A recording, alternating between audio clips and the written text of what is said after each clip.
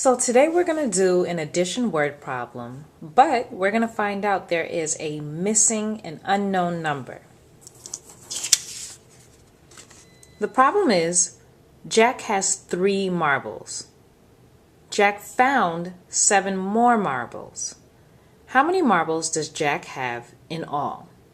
Use triangles for parts and circles for in all. Before I get started, I want to find out what am I looking for.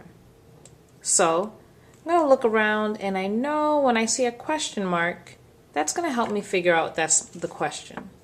So I'm going to underline, how many marbles does Jack have in all?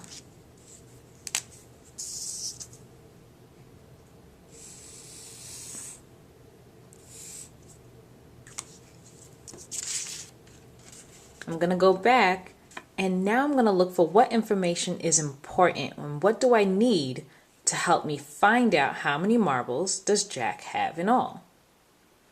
Now if they're trying to find out how many marbles Jack has in all, that means I shouldn't have any circles in my problem because I don't know how many marbles Jack has in all. What I do know is that Jack has 3 marbles, and then later he found 7 more marbles. So 3 marbles is part and 7 is part. So I'm going to put a triangle around the number 3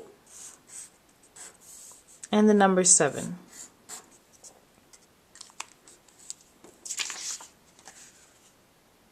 Now I'm going to take all my information and put it on my worksheet to help me create an equation and a picture model.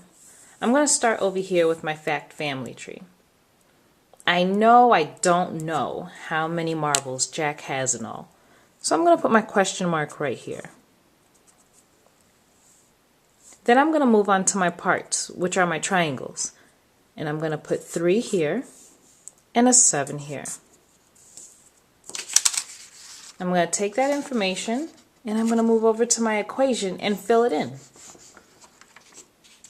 And what's so great is that this triangle tells me part. So I'm going to put 3 here, I'm going to put my 7 here, and guess what? A question mark right there. Now I want to find out how many marbles Jack has. So now I can use the bottom of my model of my paper and model how many marbles. Jack had 3 marbles in the beginning, and then later on he found 7 more. So look what I'm going to do. I put 3 marbles in red with my counters, and then I'm going to put 7 more counters in yellow.